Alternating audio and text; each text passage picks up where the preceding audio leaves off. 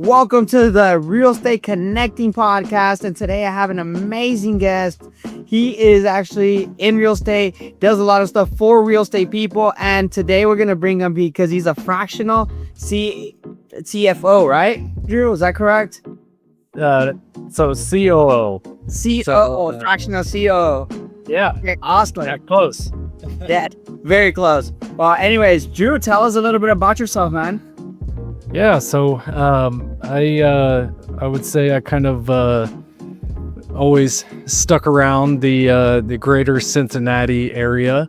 I went the college route. I got my degree, and I always kind of knew I didn't really feel like I fit in with everyone else. And so I always knew my path should be something different. And so, I kind of took all my experience and decided a couple years back that I was going to pave kind of my own path. And so I started this based on, that experience and the ways that I helped other businesses grow. And, now we operate and we help grow home service-based businesses in a fractional partnership capacity. That is so awesome, man. So tell me a little bit of from the very beginning. I'm talking about coming back to when you were 5 years old. What were your dreams like? Were they actually, hey, I'm going to be a COO, or I'm going to help businesses grow? What were your thoughts when you were 5 years old, man? Oh, man, that is a great question. So when I was 5 years old, I mean,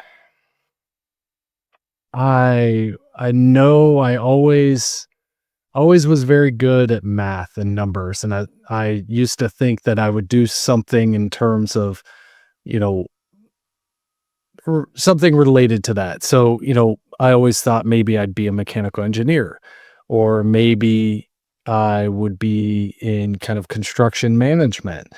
And, I early on, Realistically, though, you were thinking that at 5 years old. so I'm going back as far as I can remember. I'm not necessarily sure I was thinking that. Um, to be honest, at 5, I don't recall ever having a profession what I thought I was going to be. And to be honest, I think that was just an underlying theme that I always had in my life, and why I always knew I would take a different and a non-traditional route eventually. Um, you know, when I saw other people kind of going down their paths and doing the traditional route and becoming this or doing that field or getting that degree, um, I just felt like so disconnected. And so I think in terms of, as far back as I can remember, um, that's what I remember there. And so I think, like I said, that's just kind of something that's always stuck with me. I never felt like I knew what I wanted to do, even from an early on stage. And maybe that's different. Maybe that's uncommon. But that's, my beginning of my story. And, um, that's kind of where I started. That is awesome, Drew. So with that being said, you say you love math, right? You love the numbers aspect. Were you good at school? In the traditional sense, not really. In grade school, yeah, absolutely. Straight A's, first honors, um, hit all those check marks. And, the one thing that always held me back was I have always been just good with numbers overall, but I never used a calculator, just in my head. I don't know what it was, but I could do problems in my head. And that actually got me into, trouble during school. So you ask if I was, It's crazy. You probably had too much of a mental capacity that you had to stay busy, whether it was a good way or a bad way. yeah. Yeah, well, it's just interesting because although I could do it right and get the right answer, I always lost points. So I was deducted, because I didn't do it the way I was told I had to do it. And that took a very long time for me to really understand that reality and that concept of, you know, um, maybe I don't need to do it the way I'm told I have to do it. And kind of why should I frown upon myself when I know I got the right answer, but I got it in a way that was maybe, non-traditional, a way that I kind of paved myself. And so that was something that definitely kind of shaped my schooling for sure. So but yeah, I mean, in terms of math and numbers overall, I enjoy numbers. I'm very analytical. I'm detail oriented. So numbers are something that just come kind of naturally to me. That is awesome, man. What about your teenage years? How was that growing up? Your teens, I mean, was that a difficult moment? What was that environment look like? Yeah. So, I mean, I grew up in a nice little small town in a Cincinnati suburb. um, you know, Real small town of, only a couple thousand people. Wasn't anything, fancy or anything like that, but um, I had a good friend group. We were active, we were outside, we were playing games, we were doing our own little grass cutting business. And, I was working early on, even before my teenage years, actually. I think I've held a job since 5th grade. So, but overall, played sports, played basketball in high school, played AAU for many years. Um, and I had a great childhood. I had a great upbringing. I had very So what were you working on? Like, what was your job? There were a lot of jobs. My first job, I was an attendant at our local pool, and so that was in 5th grade. Like a guard? Like a Oh, basically, I swept floors and I sat at the top of the slide, and I was the person that, stop, go, stop, go. So very easy, very simple job. But again, I was in 5th grade, so I wasn't quite, probably mature or experienced enough to have something else. And then I caddied for a few years. I worked at multiple different restaurants um, in high school, and I even worked at the dining hall in college, and a local cell phone company when I was in between school, in between and on my breaks and between semesters and things like that. So, and then right out of school, I went directly to a corporate job. I was there for about almost 10 years until I just no way. You look super young, man. You look like you're 24 years old. no, no, I'm in my 30s, and I'm getting towards my mid 30s here. So, um, but I like to think I don't look too old. I try to eat well. I try to stay in shape and stay active. Um, so yeah, that's kind of my brief overview on kind of my journey of starting working early.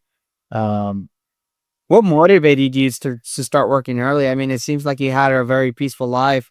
So what was the motivation behind actually started working? I I started working early because there were things that I wanted to buy.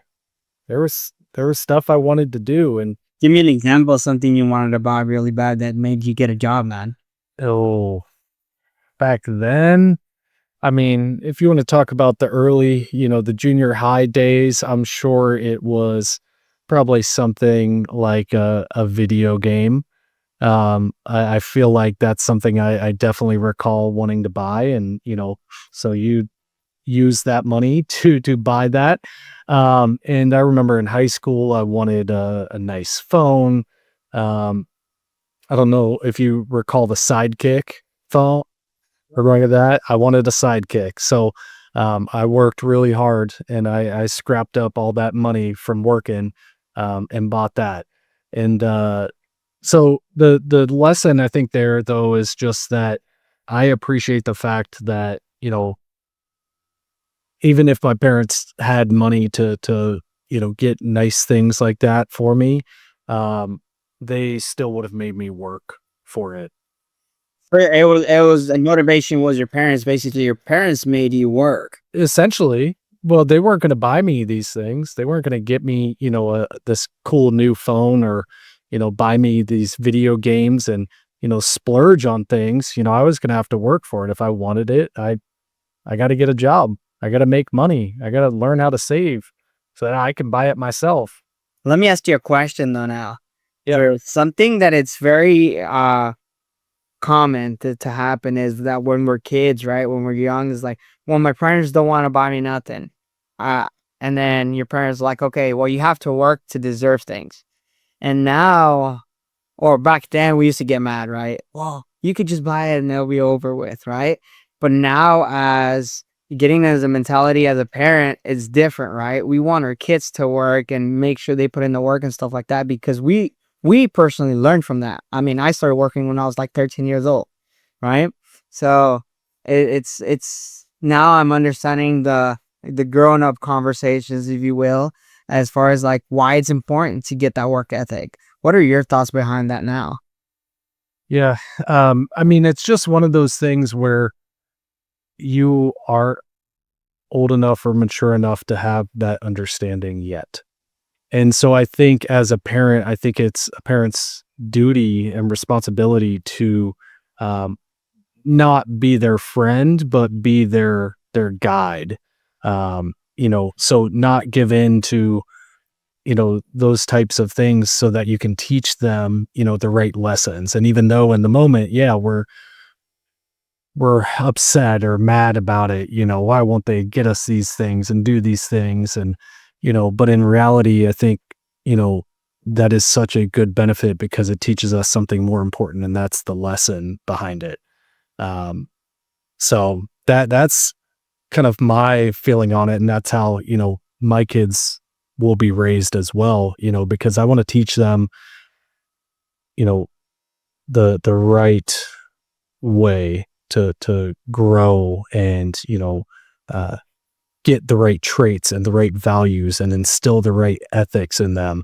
I don't want to just hand my kids everything because, that's just going to set them up for failure because that's not what life is. And, although I will do my best to set them up for success, success is not what they think success is at that age. And so that goes back to kind of that point of it's kind of my obligation and responsibility and duty to teach them, you know, these ethics and these values and um, these lessons. And that includes sometimes not being the nice guy in their eyes, and having to be okay with understanding that they might get frustrated with me or upset because they didn't get this thing or, be able to go to this place that they wanted to go. And so, I, How do you recall feeling when your parents was like, "No, I'm not gonna buy you that. You have to earn it." At that point in time, do you remember like that feeling of like, why not? I know you can afford it for me, like what were your thoughts behind that? How did you feel? yeah, I mean, we didn't have a lot of money, so I knew like these extra things like that weren't really in the cards. Like, we had a solid roof over our head, we had food on the table, like we didn't struggle. So I'm not gonna, embellish that. But we didn't have money for extracurriculars. And so, just out of memory, I think it was just like very clear to me that this wasn't going to happen. They weren't going to get me all these extra things. Um, and so, like I said, I mean, working from fifth grade on, I've always just kind of had that understanding and mentality that, if I wanted something, I had to work for it. I had to save for it Yes, and buy it. I love that. And now that brings me to the other question is, like, you understanding you couldn't afford it is like you accepting, right? You just can't afford it at a point in time, and I think that 99% of the world is in that trigger mode right now, whereas whether as long as we do have food in our tables and a roof over our heads and everything else doesn't really matter, right? A lot of us have nice cars, but then that's about it. But we're like confirmed to whatever we could have at that point in time, right? Um, I know my thoughts, your thoughts are way different. We're going for a legacy. We're going to become multimillionaires, right? That's our ultimate goal. However, what do you think about all those people that are okay with having a minimum wage job or husband wife working and just having the very minimal to get just live by? Yeah, so I think that's very difficult, first off, to be in that scenario because at the end of the day, it all starts with your mindset. And so if you're unable to put, food on the table and provide, basic necessities and be that kind of, provider, it's very difficult to see past that. And so I think that's the thing to recognize first off. Um, but if you just try to see past that and understand that, it's all mindset and it all comes down to that. Nobody is better than you. These people that made it and, are where you want to be, they aren't, a different DNA. They're exactly like you and me. The thing is, they just understood that it started with changing their mindset, instead of having kind of the, um, scarcity mindset, they expanded and opened up the possibilities that, if they start with changing how they view things and think about things, and changing how they operate, um, that maybe their life would start to change for the better. And so that's really the thing that's difficult for sure to understand starting out. That's super important because you're very, very right. A lot of people don't understand that. And is that something that you caught up in the early years? Did you caught up that in the last few years? I mean, we've been talking for quite a bit some time now.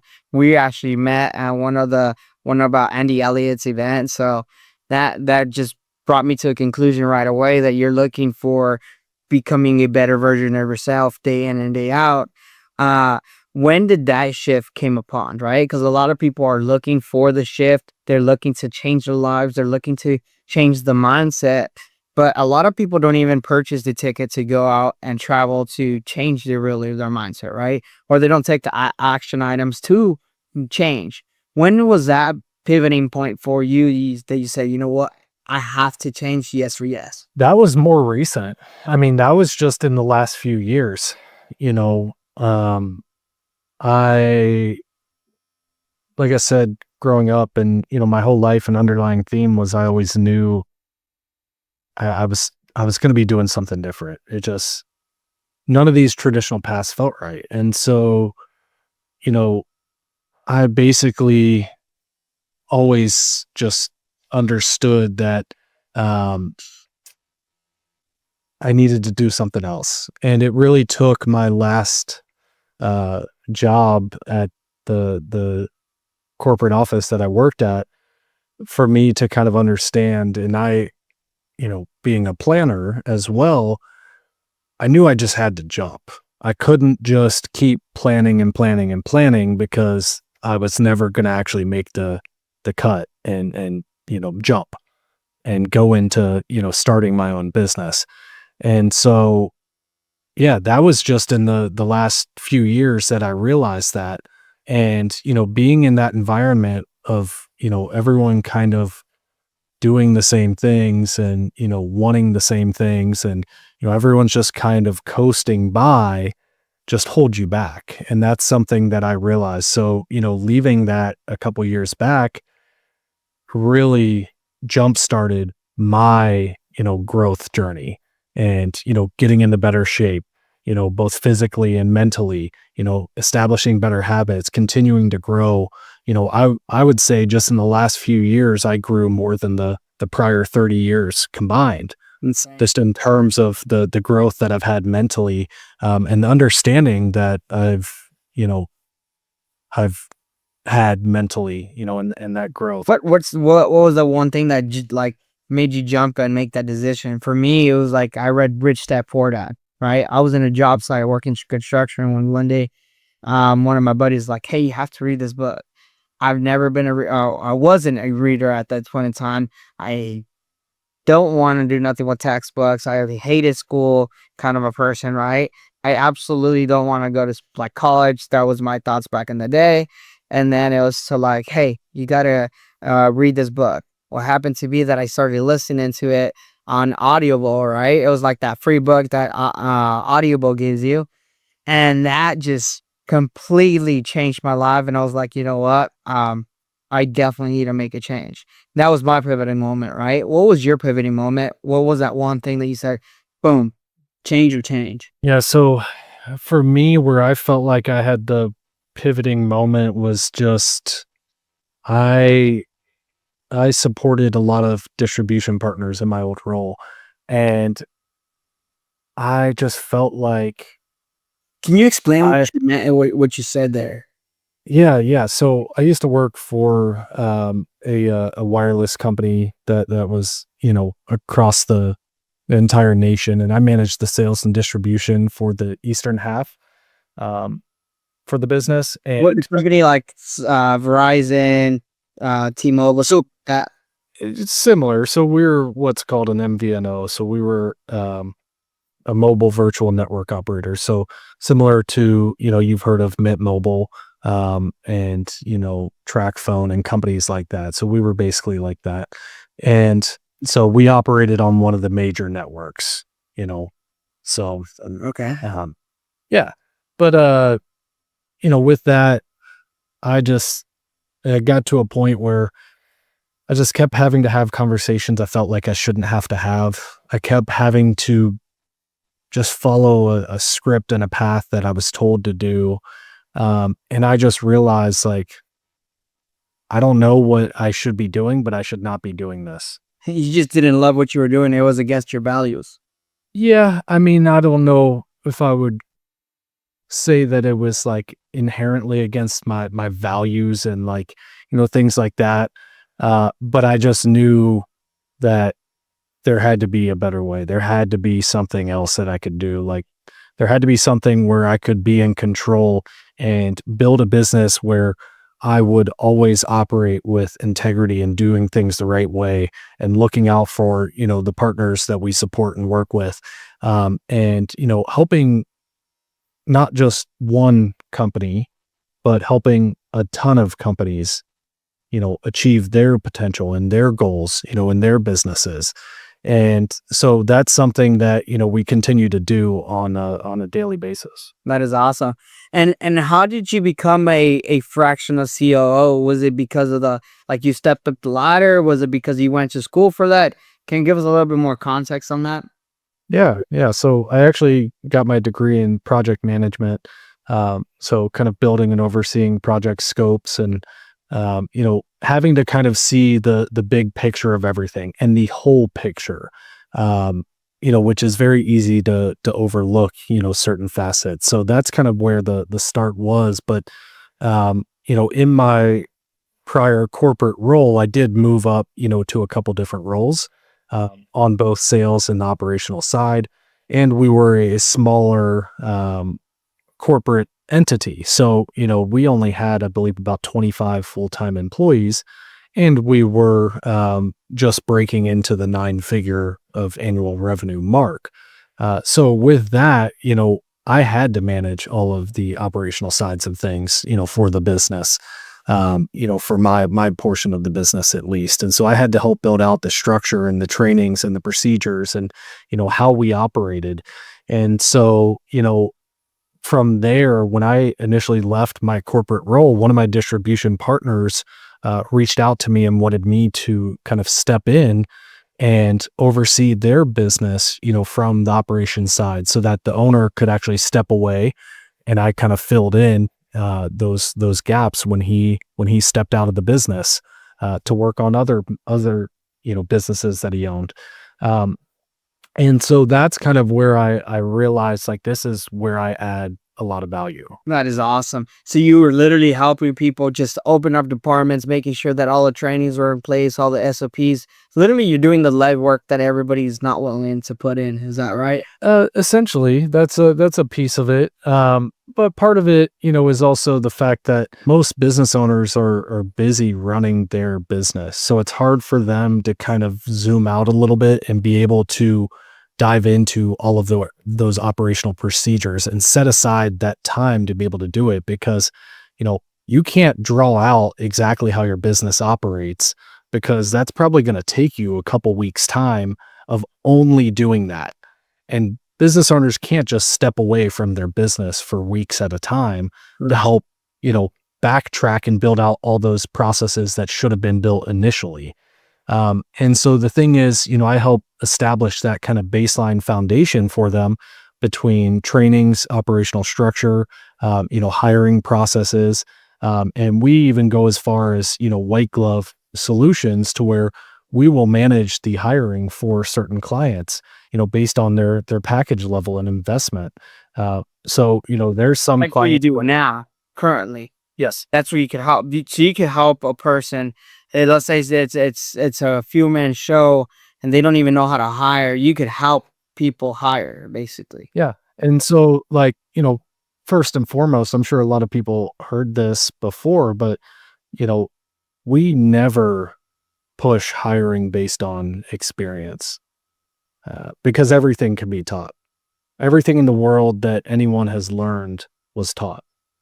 Correct. And so, the things that can't be taught are your character, your integrity, how you operate. So we look for certain traits. We look for the person that they are. You know, Interesting. what would your friends describe you as? Are you the person who they go to for this or that? And asking very detailed questions that will give you a much better understanding of, the type of person you're hiring. And at the end of the day, like I said, you can train them on anything. Yes, I love that. So no, man, I think that's very, very important because it's so true. People nowadays, I've been talking to a lot of business owners, and one of the things that the actors stood out is that they don't know how to hire, right? Or they always hire an HR person to do the hiring, especially the firing. I was speaking to this guy, multi-billion dollar company, and he was telling me, he's like, my biggest weakness was um fired, right? My second weakness was actually hiring, he says. So what happened is I would hire all this talent because I thought they were going to be a good fit for something, and then I figured out that they were not a good fit, and then I had a hard time firing these people. He says until it got to the point where I was like, you know what, I'm gonna find a person to hire and fire and manage all my HR to grow my business, it says, right? And that just rang a bell when you said it. And it's so important for all of us to understand how important that is. One person could either make you or break you. Like that one relationship, where if it's a good relationship, you guys could skyrocket to the top. If it's a very bad relationship, you could sink down in a matter of time, right? Now, I didn't multiply in that times couple of people. It's crazy. It's crazy, but it's true to understand that. Well, what was that one mindset thing that you had to kill in order to go to your next level that you can think of? Oh, the one mindset thing, for sure would just be doubt. Doubt. You had a lot of I doubt. mean, just disregarding things before even giving them a chance, believing that maybe, they're not interested or maybe, you know, it's not going to work out or anything along those lines because I used to be very passive and like just, let that happen and, let that kind of doubt creep in my mind. And rather than take initiative at times, I let the doubt kind of take the initiative. And so that was a huge proponent in my growth is getting rid of that and making sure like, hey, if that ever starts to creep up, the best thing you can do at that point is, go to your burden of proof that, you do what you say you can do, and you are who you say you are, and you have that burden of proof through those people in your circle, through that list of clients that you work with and have helped, and not letting kind of that doubt creep in, because I think that's just kind of your brain wanting to bring you back to that comfortable state, bring you back to the normalcy of, how everyone else lives their life, because that's what it's used to and that's what's comfortable to them, because change is scary. And our brain is wired, it is literally wired to, keep us away from things that scare us. So that's just something that, I, you know, made sure that I worked on to, prevent myself from, being held back by it. That is crazy because it's true. Like the way that one little thing, as significant as it seems, could keep you away from reaching your goals, reaching your full potential. Literally, sometimes, even if you're like in a corporate world, that doubt, that little thing will keep you from going to the promotion, right? It will keep you from opening up a second department, a third department, whatever the case might be. Uh, and understanding it is number one. I think that would be the number one thing is how do you understand what's affecting you? And then how can you attack it at its core, right? So how did you attack it as like doubt into its core to overcome it? To kind of overcome the doubt, I just made sure that I just had faith, like, in myself, in knowing, the value that I can bring and provide, and focusing on the inputs, knowing that if I did that, that I was going to get the outputs that I was wanting, and continue to do that. And that is, it's so easy to just say that, but it is so difficult to actually do that, Mhm. because it takes a while. It takes a while for things to start to stick, when you go out on your own and you start your own business. Um, and so it's very difficult to keep that kind of mentality of knowing that you're doing the right things, you're doing the right inputs, and you have that faith that everything's going to work out, because there's days that creep in. I didn't make any money for 7 months. No money, 7. No, no money, no income for 7 months for the first time in over 20 years. Wow. So the hike would give you a whole different type of mentality. Oh yeah. And to know that I voluntarily left a stable career, making enough money. I could have just kept my, annual nominal raise, and I could have lived off that, that would have provided us a comfortable life. Um, and I chose to do something different. And, that was a very difficult thought to keep out of my mind, knowing that I made that conscious choice and put, my family in a, uh, a scary situation almost, just knowing, like, we're on a single income. Yeah. And not only that, but just like, at least I feel as like a man, and that I need to provide. And I know a lot of people feel that way, but I've never been in a situation where I haven't been able to provide. And so that was difficult. That was one of the hardest things I've ever done, and the hardest periods of my entire life by far, because, you know, that you can do so much more, and that, you are providing the way you should be. And to just have that faith and keep grinding and keep doing the inputs and keep working, knowing that it's going to pan out, and keep looking at your wife and family every day, you know, knowing that you're not, providing for them financially is very difficult. I mean, Sure. so that's in a nutshell, that's the period that every business owner goes through. Wow. But Sure. they go through a similar period. I think Alex Hormozy calls it the suck, and it sucks. And it's a reason why most people don't do their own thing and they don't, go for their dreams because it is so scary and it's difficult and there's no guarantees. You just have to have the faith and do the inputs. Drew, well, it sounds like you've been through a lot, man. And one of the biggest things that I have learned is that you're as qualified as a person you has helped yourself be, right, to overcome things.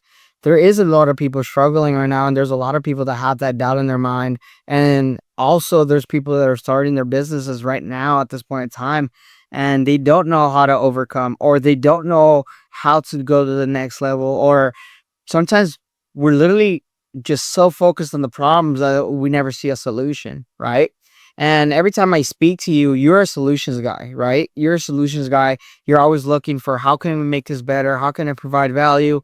How can we make an impact to the world little by little until we completely change the world? With that being said, Drew, there's probably going to be a lot of people that will want to get in contact with you. Where is the best place to reach you? How can they get in contact with you? Yeah. So the best way to reach me is going to be to either email me at drew@weprovideresults.com. Or they can check out our websites. So we have sites at Kensho, that's KENSHO results.com. And then we also have kenshoai.com. And that's going to give you an overview on both kind of the consulting side and, on the marketing side of what we do and how we provide value to our clients. That is awesome. And Drew, just give a little bit of a brief description as far as like what overall you do for people. Let's say I'm a new client. I come to you and say, "Hey, Drew, you know what? I'm running a wholesale business." Or, "Hey, Drew, I just started a like a fix and flip kind of model home business." Um, what would you advise? What would that very first contact initial call would look like? What do you do for them? How do you help? First and foremost, I never know upfront whether or not, I'm going to be able to help somebody and what they're doing there. So, the first thing is always just that initial scope call. And so that's really, what most people call the discovery. And so I'm trying to understand what they're doing, how'd they get to this point with the business, what's their ideal goal for their business? What are they trying to achieve? Do they want to, build up a nice portfolio for themselves to retire on? Do they want to build a family legacy? Do they want to build something that, they can sell to a private equity firm in 5 to 7 years? What are you kind of looking to do? Because from there, that's how we'll understand kind of what you need to be doing, what kind of inputs you need to have. And the other side of the coin there is I need to understand kind of what you've done so far, what challenges, have prevented you from getting to those goals for the business. And then, from that, we'll understand whether or not, we would even be a good fit for them. Um, so, after that, we would basically set up a second call to do a review of, their business and their marketing and their visibility. And, we would kind of give them a game plan on that call of exactly what is wrong, what's broken, what needs fixed, and how to fix it. Um, you know, the thing is we don't hide anything. So we're very transparent, and for a lot of businesses, that's scary to give people the blueprint on what to do. But if it's not your wheelhouse, you're not going to know how to implement it. And so that's why we give them that blueprint, because if you want to try it, you absolutely can. And I hope it works out and you figure it out. Uh, but at the end of the day, as a business owner, you don't have the time to learn how to do a completely different business and implement that into your business. And so that's kind of what we're here for.